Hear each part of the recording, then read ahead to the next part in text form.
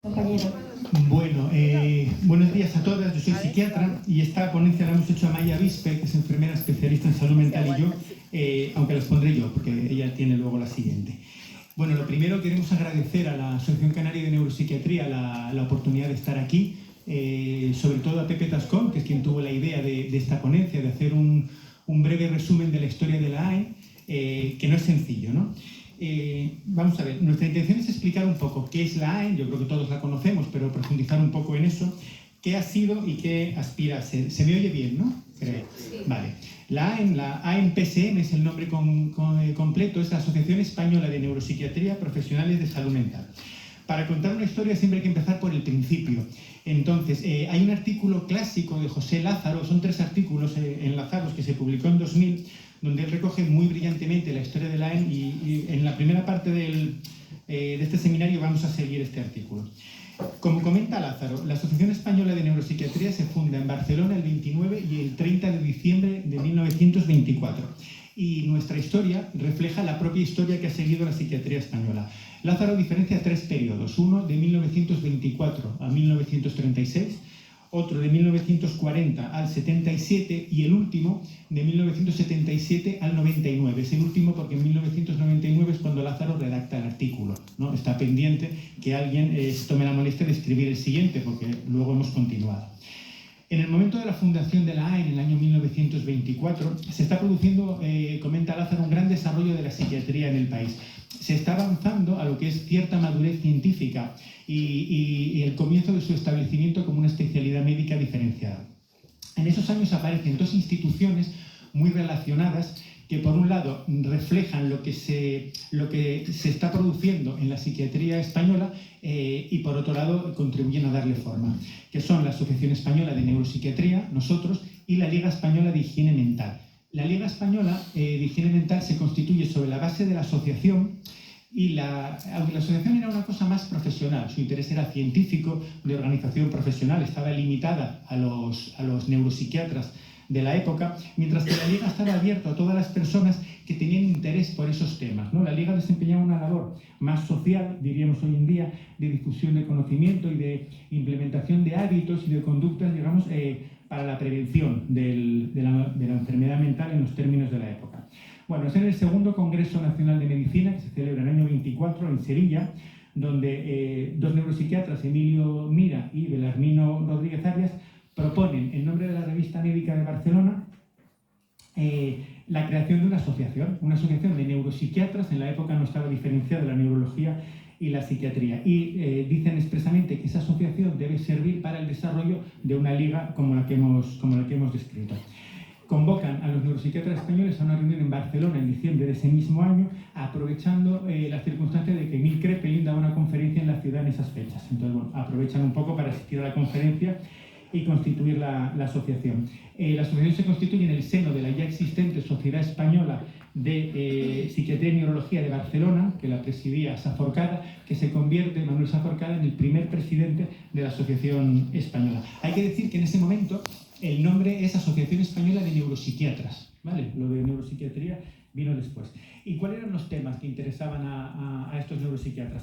La organización profesional de la especialidad, la organización de la asistencia con los métodos terapéuticos y la organización de la enseñanza psiquiátrica. Es decir, los 3 asuntos que son necesarios tener claros para estructurar una nueva especialidad médica, para que se configure como tal. Las conclusiones de estas primeras jornadas revelan, bueno, la preocupación por estos temas, digamos, estructurantes de la nueva especialidad.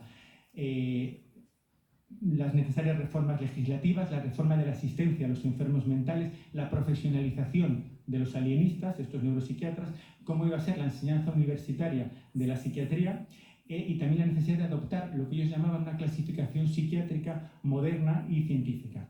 Como señala Lázaro, llama la atención que aunque la Asociación de Neuropsiquiatras, todas las conclusiones eran sobre cuestiones psiquiátricas y no neurológicas.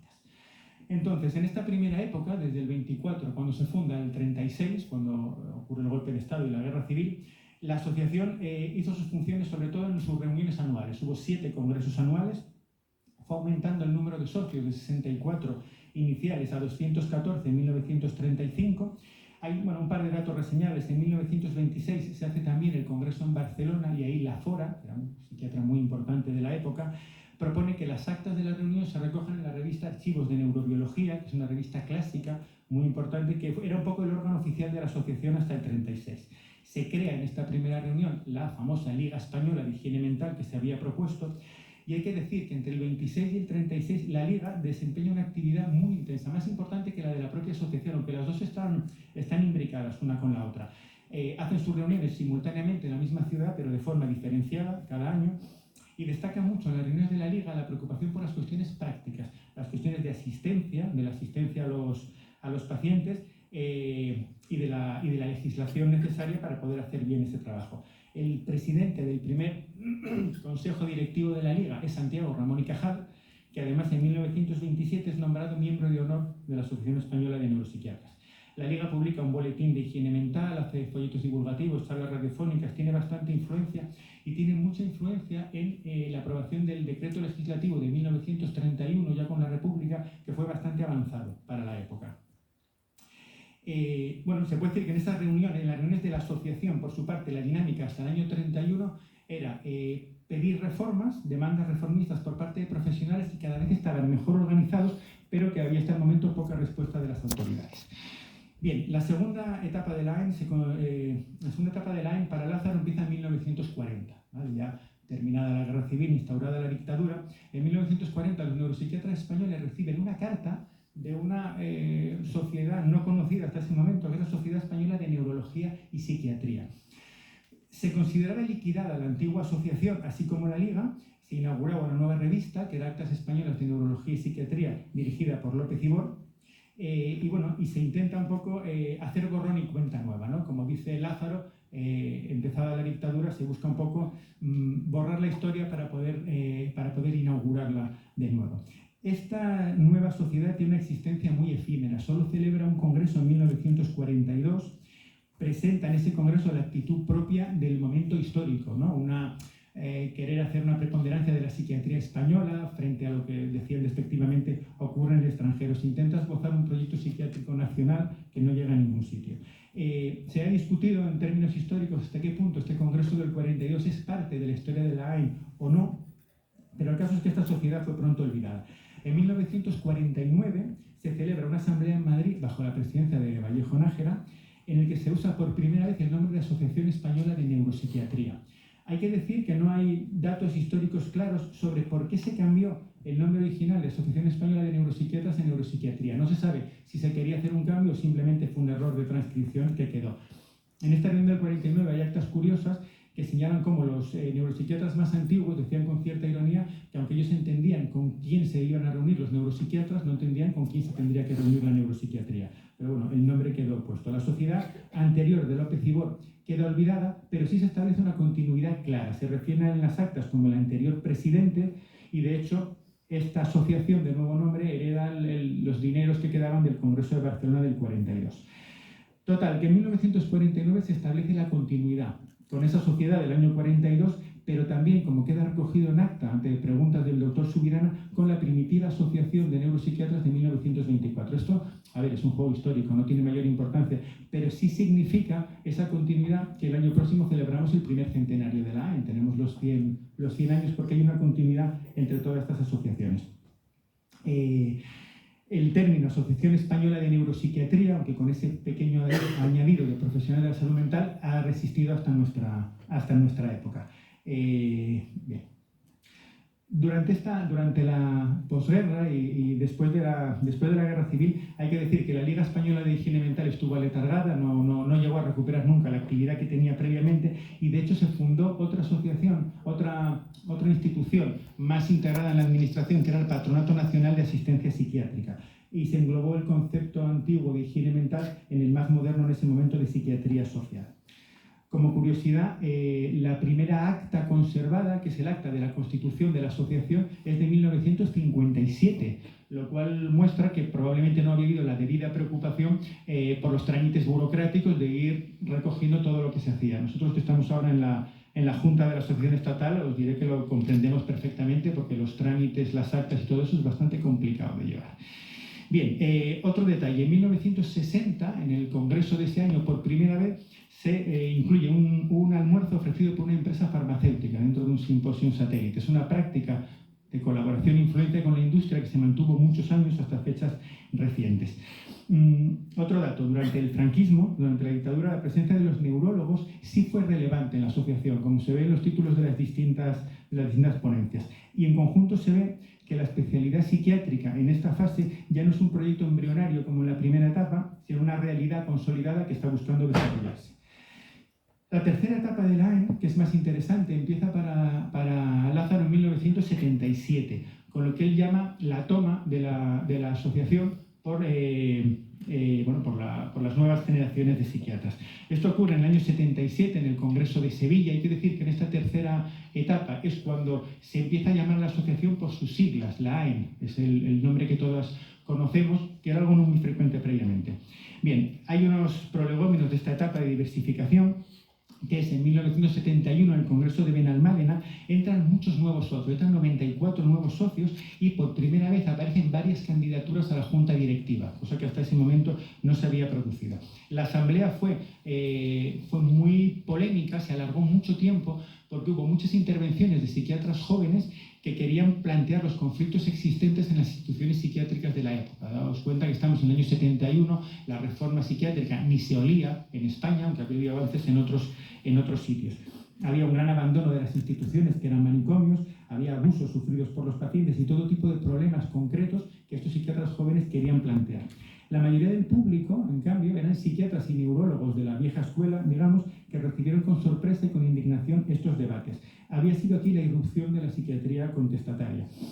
Esta psiquiatría contestataria se aglutinó después de perder este congreso del 71 en lo que se llamó la coordinadora psiquiátrica. De esto se ha escrito mucho por los propios protagonistas de la época, que muchos están vivos todavía, y bueno, hicieron una gran labor, pero se dedican mucho a tirarse los trastos a la cabeza unos a otros. Esta coordinadora psiquiátrica que les aglutinaba tenía dos posiciones claramente diferenciadas y más bien enfrentadas entre sí. Una era más radical, defendía la autogestión asamblearia y conectaba con la versión más radical del movimiento antipsiquiátrico de la época. Nos cuenta que estamos en los años 70 y todo esto estaba floreciente. La otra era mucho más disciplinada, estaba formado por miembros o simpatizantes del Partido Comunista y siguiendo la estrategia de la organización en esa época, lo que buscaban era infiltrarse en la asociación y tomarla. Bueno, el Congreso de Valladolid del 73 estallan los conflictos, se produce este doble enfrentamiento dentro de la coordinadora y de la coordinadora con la AEN clásica, por así decirlo. La coordinadora celebra un contracongreso paralelo asambleario y se presenta una candidatura por parte de la otra parte de la coordinadora a la Junta. Pierden, pero más tarde en Sevilla, 4 años después, en Sevilla habían de ganar. A partir del Congreso de Valladolid ya se ve que el cambio es un poco inevitable, aunque la Junta es continuista. Se producen muchas dimisiones de psiquiatras de esta vieja escuela y entran un montón de psiquiatras nuevos de orientación izquierdista, podríamos decir. En el Congreso de Sevilla del 77 se produce esta toma y se hace prácticamente sin oposición, ¿no? La vieja guardia ha quedado apartada.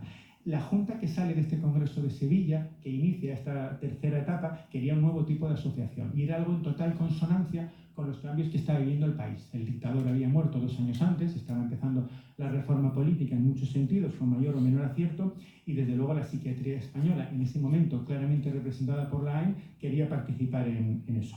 Se lleva a cabo mucha actividad en la asociación, muchas reuniones, muchos proyectos. Se va dejando de hablar de psiquiatras y se empieza a usar el término de profesionales de la salud mental, que luego quedará en nuestro nombre. Y la asociación se ocupa, y esto es una seña de identidad clara, sobre todo de la actividad asistencial. No es que se descuide del todo lo científico o lo profesional laboral, pero lo importante era la actividad asistencial, o sea, reformar la asistencia que se daba a las personas que atendemos. Se van produciendo contactos con la administración y con los partidos políticos porque se quiere esa cuestión asistencial se quiere llevar a la práctica, no se quiere que sea un trabajo teórico vacío. En 1980 se aprueban unos nuevos estatutos que son bastante rompedores. Ahí es donde se abre la asociación a otros perfiles profesionales, psicólogas, enfermeras, terapeutas ocupacionales. Hay que señalar, y esto sigue vigente hoy en día, que en ningún momento se define a qué perfiles profesionales se abre la asociación y a cuáles no. Yo creo que esto es una cosa probablemente hecha con sentido, no es una cosa cerrada, porque además esto luego sirve porque aparecen categorías profesionales nuevas y se pueden seguir incorporando. Esto produjo la entrada de mucha gente que no eran psiquiatras, pero a la vez produjo la salida de muchos psiquiatras que no estaban de acuerdo con ese movimiento. Bueno, todo el mundo no puede estar contento a la vez, eso está claro. Esos estatutos planteaban que la asociación se convertía en una federación de asociaciones de las distintas regiones o nacionalidades, era la terminología de la época, ¿vale? De las distintas comunidades autónomas, diríamos nosotros. Se facilita la creación aquí de comisiones, de secciones, grupos de trabajo, luego os comentaré un poco lo que es cada cosa, y se crea un comité de edición y un director de publicaciones para lo que será la nueva revista. Estos estatutos del año 80 no fueron aprobados por la administración por cuestiones legales. Para empezar, no podía convertirse la AEN en una federación porque no había asociaciones autonómicas previas que se pudieran federar. O sea, detalles un poco administrativos de ese tipo. Total, se aprueban otros en el año 83, dejando a un lado la organización territorial, y en el 89 por fin podemos sacar los estatutos con la cuestión territorial bien planteada. Hay luego detalles. En el año 92 hay que hacer un pequeño cambio porque intentan expulsar a la AEN de la Comisión Nacional del Ministerio de la Especialidad de Psiquiatría, bajo el argumento, tenía cierto sentido, que no éramos una asociación de psiquiatras, sino una asociación multiprofesional. Entonces ahí se crean instrumentalmente, dentro de la AEN existen todavía asociaciones diferenciadas por categorías. O sea, dentro de la AEN hay una asociación de psiquiatras de la AEN, una de enfermeros especialistas de la AEN, una de psicólogos clínicos. No desempeñan una actividad diferenciada, pero es para poder estar presentes e influir en las comisiones nacionales de cada especialidad. Bueno, se van formando asociaciones en las diferentes comunidades autónomas, unos registros sencillos o 20 socios por comunidad o el 50% y son menos. Y se establece ese funcionamiento actual, ¿no? Por ejemplo, nosotros somos socios de la Asociación Canaria de Neuropsiquiatría y a la vez de la Asociación Española de Neuropsiquiatría. Uno se asocia y en ese momento queda asociado a la asociación de su comunidad autónoma y a la estatal a la vez. La cuota se distribuye entre ambas. Cada asociación autonómica decide su estructura y tiene un representante en la Junta Estatal. La primera en el año 82 fue la Asociación Andaluza de Neuropsiquiatría y luego vinieron, en un momento u otro, prácticamente todas han tenido existencia. Esta diversidad profesional y estos cambios ha hecho que muchas veces, y esto ocurre casi cada año, nos planteemos la pertinencia de mantener o no el nombre de la asociación. Asociación Española de Neuropsiquiatría, cuando uno está fuera, suena a algo bastante contrario a lo que en general la AEN intenta representar. Y es verdad que, bueno, en general se ha mantenido. A mí personalmente me gusta mantenerlo, porque creo que tiene un peso histórico detrás, pero bueno, siempre es un debate abierto. Vale, como os digo, la AEN en esta época se ocupa sobre todo de la cuestión asistencial. ¿Y qué defiende para esta reforma psiquiátrica? Bueno, defiende una serie de cosas, algunas de las cuales se consiguieron y otras no. La creación de un organismo planificador a nivel ministerial para hacer líneas comunes para todo el Estado de cómo tendría que ser la reforma, que la asistencia funcionara por zonas, con una zonalización de la asistencia y que se unificaran en cada zona todos los recursos públicos disponibles, que hubiera una coordinación en cada área, que los servicios de salud mental se hicieran cargo de toda la demanda y de las diversas estructuras públicas existentes, que hubiera una coordinación con el resto de los servicios sanitarios, con los servicios sociales, que se separara definitivamente la neurología de la psiquiatría en los ambulatorios, donde todavía estaba unida, y que se evitaran duplicidades y, bueno, y evidentemente una financiación suficiente para evitar la discriminación de nuestros pacientes frente al resto de pacientes. Esto ahora puede parecer un poco lejano, pero daos cuenta que en esa época, en cada comunidad autónoma, había un montón de servicios públicos no coordinados de salud mental. Estaban los cabildos o las diputaciones, tenían sus hospitales provinciales, tenían los manicomios que solían depender de estas instituciones, luego el Insalud, antes de la transferencia de la sanidad a las comunidades autónomas, manejaba otros y esta descoordinación era muy compleja. Creo que la reforma funcionó bien. Bueno, esto no es parte de la historia, pero creo que hemos llegado a alcanzar un buen nivel de coordinación y me temo que en algún punto ahora lo estemos perdiendo, con privatizaciones y externalizaciones y cosas similares, pero bueno, es otra cosa.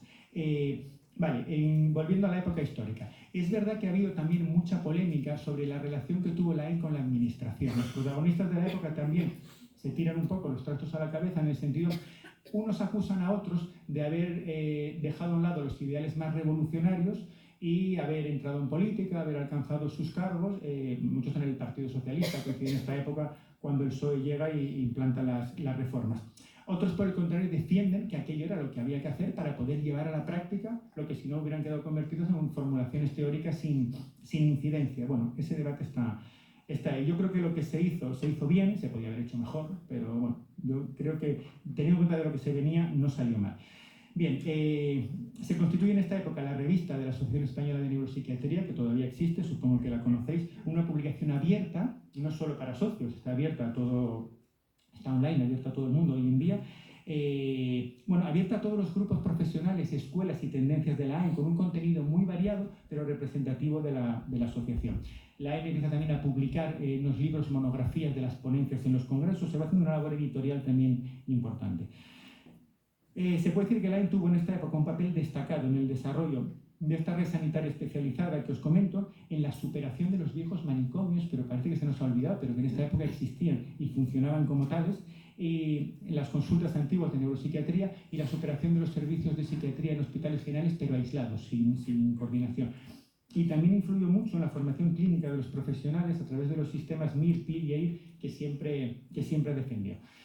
Bien, como resumen del artículo de Lázaro, ahora seguiremos con otra cosa. Se puede decir que la AEN en estos momentos se refiere al año 99, cuando él escribe, no es lo que fue, bueno, pero es aplicable hoy en día, no es lo que fue la Asociación Española de Neuropsiquiatras previa, ni tampoco lo que fue la Liga Española de Higiene Mental, sino que se ha convertido en algo intermedio entre las dos. La AEN ha asumido gran parte de las funciones de aquella liga, bueno, porque no solo busca la cuestión profesional o científica, como hemos dicho, sino toda esta labor asistencial que hacía la liga previamente.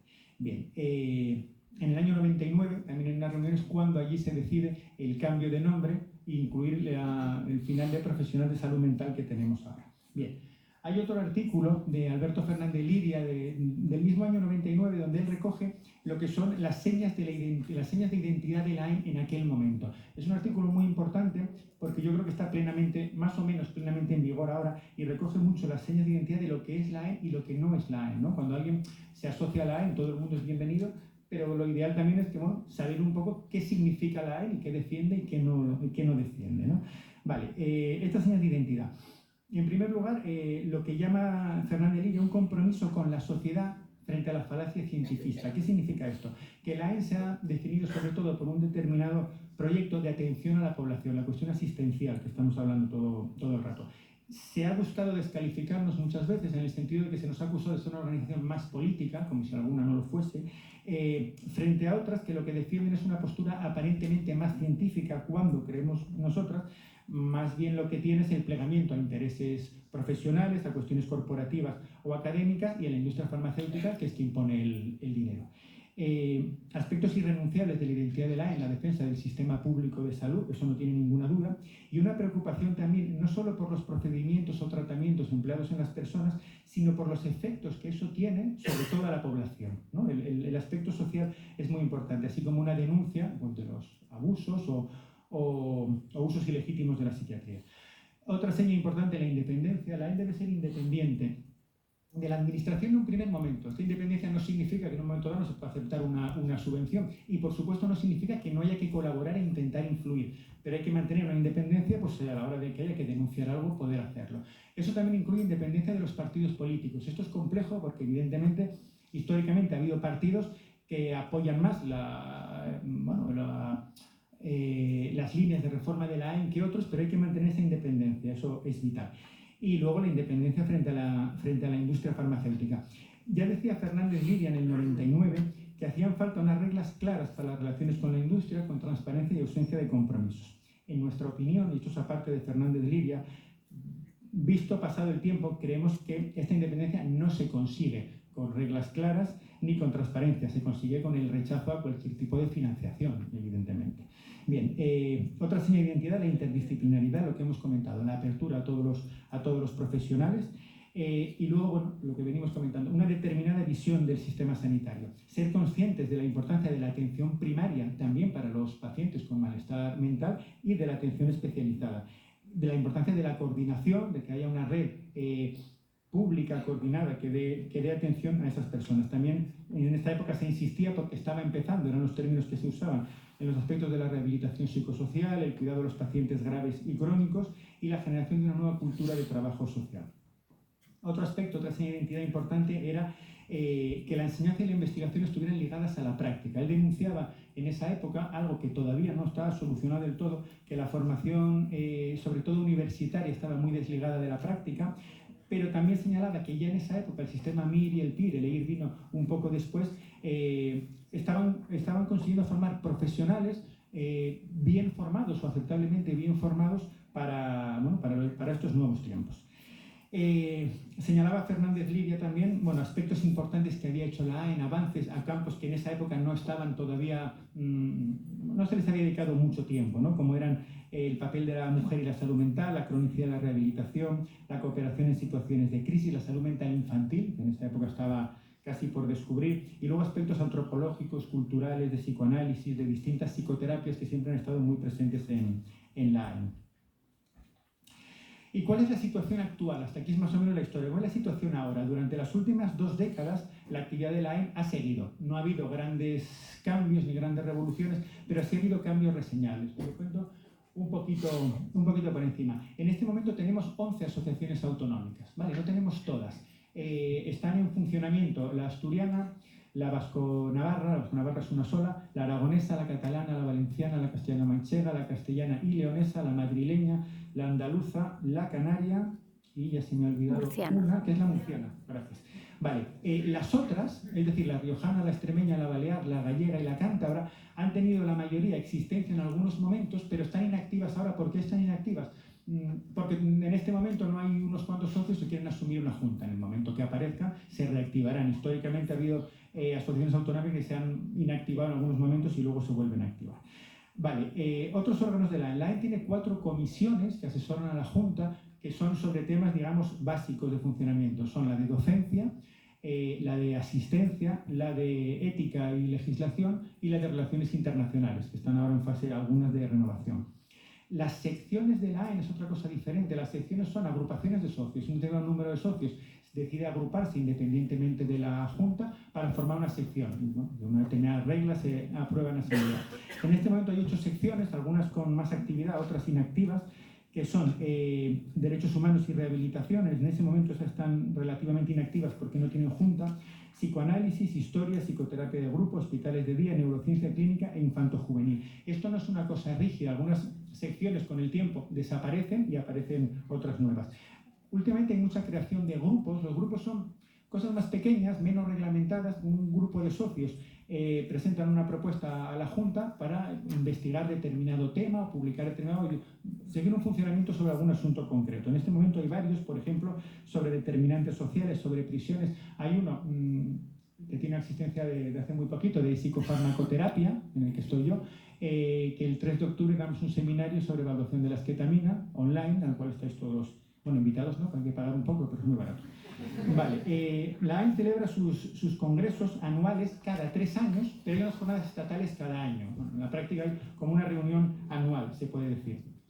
Y hay muchas actividades, cada vez tenemos más, eso es muy positivo, tanto de autonómicas como de secciones como de grupos. Mucha formación presencial y mucha formación online. Es muy importante la escuela de la AEN, que se celebra cada año, desde hace 4 años, específicamente para residentes MIR, PIR y EIR. La AEN continúa publicando su revista de forma ininterrumpida desde el año 81, recogida en distintos índices, aunque no tiene impacto para oposiciones de estas cosas, eso no lo hemos conseguido todavía. Y hay que decir que en la última asamblea se aprobó su paso a formato electrónico en exclusiva, no sin cierta pena, porque eran más de 40 años publicándose en papel. Eso tiene que ver mucho con el futuro de la asociación en cuanto a su sostenibilidad financiera. Hace pocos años, en 2016 en concreto, fue cuando la Junta de Miquel Munarriz, el presidente anterior al actual, decidió de verdad ser independientes de la industria farmacéutica y prescindir de cualquier tipo de financiación para publicaciones, actividades congresuales o de cualquier tipo. Ya había habido algunas asociaciones autonómicas que se habían adelantado en esta independencia, como la aragonesa o la madrileña, y bueno, después de mucho debate en la asociación, porque claro, todo el mundo evidentemente quiere ser independiente, pero al día siguiente tienes que sobrevivir con mucho menos dinero. Entonces, bueno, fue un debate complejo, pero al final se aprobó. Se entendió, y yo creo que eso es evidente, que el dinero de la industria lo que busca es influir, evidentemente. Es una cuestión de de situar sus productos en lo que es el marco de una asociación profesional que tiene un nombre y una influencia. Al final es una cuestión de marketing, de promoción y de publicidad. Creemos que es una seña de identidad muy importante, creemos que es algo de lo que estar orgullosas todos, poder funcionar desde ese... No somos perfectos, eso está claro, pero por lo menos en ese aspecto funcionamos sin manipulaciones ni sobornos. ¿Qué ocurre? Que esto es complejo, esto supone una disminución de ingresos tremenda y, bueno, y estamos en fase un poco de adaptarnos a eso. Entre eso y, bueno, y una cuestión de sostenibilidad ecológica también a nivel de publicar un montón de papel cada año, pues nos ha llevado a pasar al formato electrónico de la revista, el resto de publicaciones, la inmensa mayoría también, y a plantearnos realizar las actividades formativas de una forma que sea también sostenible para nosotros como asociación. O sea, no poner grandes inscripciones, eso es absurdo, pero bueno, intentar que las cosas se puedan mantener e incidir mucho en la formación online y este tipo de cosas. Acabo. Dos puntos muy importantes también recientes. La firma del manifiesto de Cartagena, que hizo la AEN también en 2016, un manifiesto que se firmó por unos servicios de salud mental respetuosos con los derechos humanos y libres de coerción, se firmó junto con asociaciones de familiares y de colectivos en primera persona. Y un último punto que creemos que es importante, en la última asamblea se aprobó también el reconocer que los profesionales de acompañamiento terapéutico en primera persona, los llamados peer-to-peer, que aquí en Canarias, en Tenerife, no tenemos todavía muy establecido, pero en otras comunidades ya está avanzando, que evidentemente pueden ser miembros de la asociación igual que cualquier otro colectivo profesional. Eso creemos que fue un punto importante aclararlo. Hasta aquí esto. Si queréis formar parte de la historia de la AEN, si queréis que su trabajo es importante y útil para nosotros como profesionales, pero sobre todo para las personas que atendemos, estáis invitadas a asociaros. Bien, y terminamos de nuevo recurriendo a las palabras de Lázaro. La asociación actual, como la original, cultiva temas científicos y defiende intereses profesionales, pero sin dejar de demandar mejoras legislativas y asistenciales. Como la antigua Liga, nos ocupamos sobre todo del sistema sanitario público y servimos como punto de encuentro y espacio de diálogo entre distintos profesionales. Intentamos influir en las autoridades y difundir nuestros mensajes al resto de la sociedad, tanto asociaciones, familiares, en primera persona, medios de comunicación, etc. Ya no representamos a toda la profesión psiquiátrica, sino una parte definida de ella. Ya no estamos limitadas al campo médico, sino al mucho más amplio y heterogéneo campo sanitario.